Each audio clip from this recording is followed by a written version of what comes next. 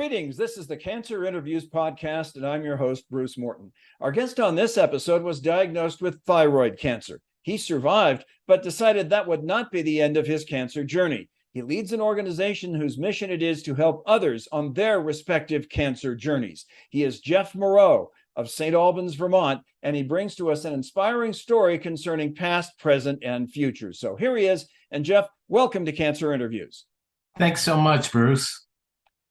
We always like to start from the same place, and that is to learn a little bit more about our guest, exclusive of his or her life with cancer. So if you would, Jeff, tell us a bit about where you're from, what you do for a living, and when time allows for fun, what you like to do for fun. Sure. Well, I live in St. Albans, Vermont, and born and raised there, or right on the Canadian border. So I've become a big hockey fan over the years, traveling up to Montreal to watch the Montreal Canadiens. My daughter played all through high school as captain of her team, and I got into officiating. So that was a lot of fun. And when I was diagnosed with cancer, that was kind of sidelined. But today I run a variety of small nonprofit organizations, including the Vermont Cancer Support Network. And we're going to talk about that a little bit later. Now, with respect to your cancer journey, there must have been some point in which you noticed something wasn't quite right, something was wrong. Just what was that, and how did it manifest itself? Well, I had a nodule on the side of my neck, and it didn't look very attractive. And I walked around with that for 3 or 4 months. My father had just passed away from a battle with lung cancer. And so the thought of cancer, to be honest, wasn't real strong in terms of that. But I knew I needed to cosmetically deal with it. And so I went to a doctor. He took a look at it. They did some biopsies. I didn't even really understand what that meant at the time. But he said, well, you want to get that thing off your neck, so we'll just get it scheduled and we'll take it off and you'll be good to go. And he was a great doctor. He knew that's all I had to hear to become very nervous. And so he must have made a note to call me a week before and say, while we're in there cleaning that up, we're going to take a look at your thyroid and maybe remove a little portion of it. And I said, really? that was a bit of a surprise, but I said, okay. And so they did. Everything went really, really well. Felt fine. In terms of cancer, I felt blessed. This was not all that big a deal. But they did say, well, the piece of your thyroid, which I understand is like a butterfly, so they removed one wing. The good news was it was non-cancerous. And the bad news was they saw a spot on the other side and they wanted to schedule another surgery to go back in and take out the other side. So I guess they needed my permission to do that. Otherwise, I would have assumed they would have just done it while they were in there. At any time, have you regretted waiting 3 or 4 months to be seen? Knock on wood, I was fortunate that I don't think it really made an impact in my outcome, but certainly, that probably wasn't the wisest decision. So when they took out the other wing of the thyroid, did that include a diagnosis of cancer? Yes, unfortunately, the other side, the spot that they saw, did have cancerous cells. So they felt confident that they had gotten everything and that it was contained and that it hadn't spread. They did want me to take a radiation tablet which was an interesting experience in itself, just to kind of make sure that it caught everything. But no other treatment after that. It's been about just a little under 15 years. I passed the 5-year mark and was being checked pretty regularly for that. For about that 5-year period, and I guess once you get to that point, you're good to go. And so, fortunate there. Obviously, not having a thyroid, you take thyroid medication and try to manage that as best you can, and that's worked out pretty well as well. There's no such thing as a good day to find out that you have cancer, and certainly different cancers are more severe than others. But what was your reaction when you heard about yourself and the C word? Yeah, that's a tough one, and I don't. As I think about it, I guess it's um, not a real natural thing for me to just march on forward. I tend to dwell on things and get tied in knots, but for some reason, this was okay. So what's next? And fortunately, it wasn't too involved, and not as scary, certainly as some other potential diagnoses. By the way, if you like what you hear on this segment, we invite you to subscribe to our podcast by clicking on the links below. Once there, you'll see a bell icon. If you click on that, we will notify you when we post a new interview. You had mentioned, Jeff, taking these radiation tablets. Was there any difficulty that accompanied that? No, but I kind of have a funny story there, Bruce. They come in, they've got a suit on, and it's in this metal container, and they serve it up to you, and it's like taking an aspirin. It was one pill, and but of course they're being careful for their own exposure, and I needed to be for a few days away from family. Not to expose my wife and daughter to that radiation. But I mentioned my dad having passed away, and then I had to deal with this, and my mother needed something to look forward to. So I brought her to Montreal again, to Disney on Ice. And when I get to the US border to come back home, they immediately, I just rolled down the window and they said, "Do you have something radioactive in your vehicle?" So I was still emitting at that point, even a couple of weeks later, but I had a letter from my doctor, and they let us on through. It sounds like this whole experience was not that difficult from a mental and emotional standpoint, or am I missing something? Were there tough times mentally and emotionally? Um, you know, Again, having just, I mean, really literally within months, having just lost my dad, certainly the worst possible outcome was on the mind, but it just, things moved along pretty well. The hardest thing I think with cancer is the unknown. It's when they're doing testing and they're like, "Oh, we're not sure about this, and we got to check this, and we got to check this." The moment they said you have cancer, we need to do X, it was more, for me, it felt more like, okay, we've got a roadmap, and took those steps, and things went smoothly. But again, for me personally, the hardest part of it about it was any of the waiting. And how tough was this for your wife and daughter? I think they wanted to be strong for me, and so I don't know that they showed at the time the impact.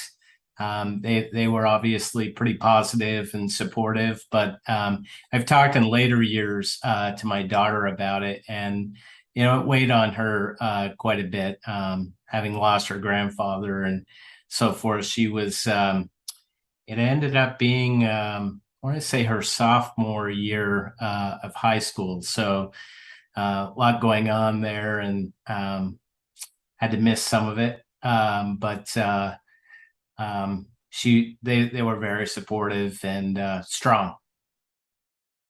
Jeff, every once in a while we hear stories not just of family being caregivers for the person who is on a cancer journey, but sometimes it goes the other way around. Did you ever find yourself having to rally to the support of your wife and daughter? Not in my case. I was fortunate there. It's interesting. We mentioned the Vermont Cancer Support Network, and this is the honest to God's truth, and just timing coincidence, because we don't get these calls all that often. But I had a email this morning from a gentleman whose wife has stage 4 breast cancer that's very serious, and they have a young son, and they're trying to figure out the process of how do you tell the son that mom is likely to be dying very soon. And so it was a sad morning. I was able to connect with a friend who is a nurse navigator, and we have a couple organizations in Vermont that really help out families with children dealing with cancer. So we were able to make that connection. And so I think, there are resources out there like your program, Bruce, and other local support networks that people can tie into, and they should take advantage of that support because it's incredibly helpful. Okay, and again, we will get to the Vermont Cancer Survivor Network a little farther down the line here in a bit more detail, because we want to hear about what VCSN does. Getting back to your journey, Jeff, was there a point, now you mentioned getting to the 5-year mark, which I want to ask about in a second, but was there a point at maybe the 1-year mark or the 2-year mark in which you felt like things were taking a turn for the better? It ended up being fairly anticlimactic. The doctor said on the 5-year visit, well, you don't need to see me anymore. You can work with your primary care physician and you're in good hands. So that's when I learned, kind of that window. So I wasn't anticipating it. A lot of this just kind of fell into place, even the actual surgery and removal, not exactly planning it out. It just happened. And so naturally, when he said that, that felt good. And then just over time, I just feel like I was incredibly lucky, and I went through this experience, but I don't, other than taking one pill in the morning for my thyroid, I don't really have any residuals. So grateful for that. So again, without that little butterfly in there that controls so many things, so would you say that you're pretty close to 100% these days? Yeah, I really would. I like to blame my weight on that little issue, and I need to lose some weight. In fact, I also had a doctor's appointment this morning, and we went over that, just regular physical and check-in. So, but seriously, I feel great. Now I want to move on to your life and your cancer journey, where it involves the Vermont Cancer Survivor Network. When did you, what inspired you to become involved with this? Well, the Vermont Cancer Support Network is a small volunteer-run organization, and they were looking for an executive director to step in and support the board in their activities. And I was working for our local hospital, and I saw this opportunity. I said, I think I can do both. And this is limited enough. I'm going to put my name in the hat. In fact, a colleague at the hospital was a board member as well. And she was very encouraging, saying, "You're just what we need." So I interviewed, they hired me for the position. And, based on my experience personally and with family and friends, I felt like this is something I'm really passionate about, and a place that I can make a real difference. I'm not really a clinical person. I'm more on the administrative side of things. So I can't draw someone's blood. I'm a bit squeamish with stuff like that, but I can help point people in the right direction and connect them to resources. That said, Jeff, you have had an involvement in healthcare, maybe not on the clinical side, but how much does that help? How much did it help in terms of your getting the job with the Vermont Cancer Support Network, but also how much does it help in what you're doing now and with VCSN going forward? Sure. Well, certainly knowing that board member, life is so much about relationships and being in the right place at the right time. So I think that was helpful. But I have a lot of experience kind of on the behavioral health side and the mental health side of healthcare. And I really have a deep appreciation for peer support. And that's what you're doing here, Bruce, by really connecting to people that have gone through these experiences. And so, based on both kind of a strong skill set on the administrative side and operational side of things, just kind of understanding the needs of people and how best to connect with them and support them. If you would, tell us about some of the services that Vermont Cancer Support Network offers. Sure thing. Well, the first and the most long-standing is Kindred Connections, and that's really the peer support program that I just spoke of.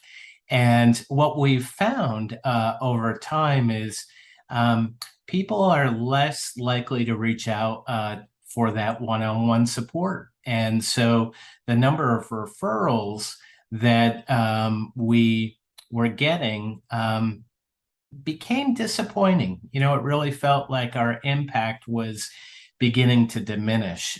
So we as a board really wrestled with that for some time. And that's about when I met you, Bruce.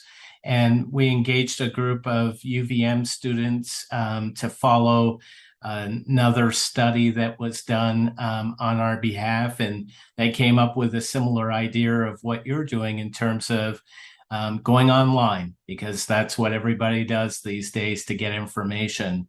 And one of the lessons learned for me in my journey was I was encouraged to stay offline because you can get a lot of scary and inaccurate information. But if you have reputable organizations that are providing resources like this, it can be incredibly helpful. So we have a small set of videos that we're hosting. We've connected to Bruce's program as well. And so we still get Kindred Connection requests, not dissimilar to the call we had this morning. And there is a full moon out there, I think, because we don't get a lot of calls, but we had a call this morning and one just before this interview that I need to respond to. So we're making those connections for peer support. We have a gas card fund that I'm incredibly proud of, where when people have to travel for treatment, we can provide some help and relief there. It's named after Sally Fox, who was a state senator in Vermont, and her husband helped create this fund. And it's been in existence about 5 years. He reached out around Christmas time this past year and had some questions about the fund. And we were giving out gas cards valued at $25. And he said, that doesn't get you very far. What would it take to be able to increase that? And do you think more you'd get more referrals if it had more value. And I said it certainly would. And he made a very nice gift to allow us to increase that. The Northern New England Oncology Society also made a nice donation. And so now we're giving out gas cards up to $100, depending on how far people need to travel.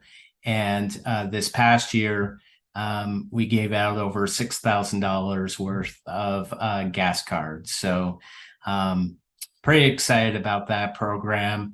We have a retreat coming up next week that's called Maria's Weekend. It's really intended for folks that are just finishing treatment to get together and really make connections. And then the final thing I'll say, Bruce, is we've taken the website that we've developed, and we really want to be the hub for all the resources that are available throughout the Vermont. So we have a extensive database of all the resources, not only in Vermont, but nationally. And we have a calendar of local events that are happening in Vermont for people to be able to access. Our guest is Jeff Moreau. He's a thyroid cancer survivor, and he's also with the Vermont Cancer Support Network. And Jeff, as long as we're talking about things online, if you would share with us the web address for anybody who would like to access the VCSN website in Vermont or elsewhere. Sure. Well, if you think of Vermont Cancer Support Network, it's vcsn.net. So it's pretty simple, vcsn.net. And, I think you bring up a really good point, Bruce. What we're doing in Vermont isn't unusual to the rest of the country or the world. And certainly if people want to check out our resources that we make available, that's the beauty of the World Wide Web. And, hopefully other states might be able to model some of what we're doing. You had mentioned that VCSN was already around when you joined. So I don't know when the Vermont Cancer Support Network's inception was, but I'm sure that the scope of what VCSN is doing now is greater than it was on day one. But I'm also guessing in the back of your mind, you're thinking that what the Vermont Cancer Support Network is doing now is less than what it'll be doing, say, 5 years from now. If you look to the future, the vision for the future for Vermont Cancer Support Network, what are some of the things you see that could be added to your repertoire down the line? Well, one of the things that we had done historically that have really fallen off is a series of educational opportunities. One that we did that was incredibly interesting is the use of medical marijuana, and to really try to reduce some of the stigma around that, and be able to provide the pros and cons and offer that as an option for individuals. One of the things that we've talked an awful lot about, and this has changed over the years in terms of every state being required through their cancer centers, is to help people put together a cancer support plan. So really taking the experience that I had, documenting it all, and having an understanding that, boy, that 5-year mark is important, and other things that I might need to be thinking of down the road, and be aware of, being able to have that document and bring it home. So because the cancer centers aren't required to do this anymore, what we've been talking about is there a program that we could put on that kind of would give people a template, and give them the information to put together their own plans. Jeff, we're going to bring things to a conclusion now. And just as we start our interviews from the same place, we like to end from the same place. And I want to shift gears back to your personal cancer journey and ask you that if you encountered somebody who had just been diagnosed with thyroid cancer, you might have a whole myriad of things you want to say to them. But if there's one thing that stands out, one thing that is over and above everything else, one message, one piece of the message you really want to drive home with that person who's just been diagnosed, what would it be? It's the cliche, but with anything medical like this, it's the one day at a time. Just just do what you got to do today. And that can be kind of difficult. The person to whom you're speaking might say, but what would you say is the best thing you can do or think about to get through that one day? Focus on what you have to do that day to take care of yourself and your family and your loved ones. And don't get too far. Well, what I mean by the one day piece is it's so far to get down the road, and what if, and is this spread somewhere else, and does that mean that I'm going to have other cancers down the road? And the mind's a crazy thing. It can really get away from you. So I know today I've got an appointment. I've got to show up. I've got to listen. I've got to be honest and go through it. And then when I come home, I'm going to shift gears. I'm going to do my work. I'm going to be with my family, and I'm not going to get too caught up in dwelling what that all means. All right. Outstanding, Jeff. Appreciate it. We've been hearing from Jeff Moreau of St. Albans, Vermont, a thyroid cancer survivor, and he's with the Vermont Cancer Support Network. And Jeff, one more time, that web address. vcsn.net. Excellent. Jeff, thanks so much for being with us. It's a message that can certainly get through to people, not only in terms of your journey, but what the Vermont Cancer Support Network can do, what it can offer in helping someone get through their cancer journey, whether it's thyroid cancer or any other cancer. So, Jeff, one more time, thanks so much for being with us on Cancer Interviews. Thank you, Bruce, for the opportunity. Thanks for reaching out, and thank you for your friendship. Indeed.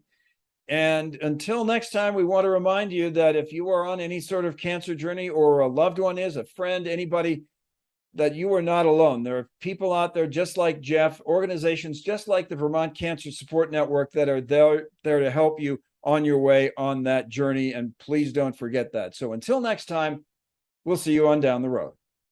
Thanks for joining us today. For more information, please visit us online at cancerinterviews.com. We appreciate you tuning in, and we'll see you back here again next time on the Cancer Interviews podcast.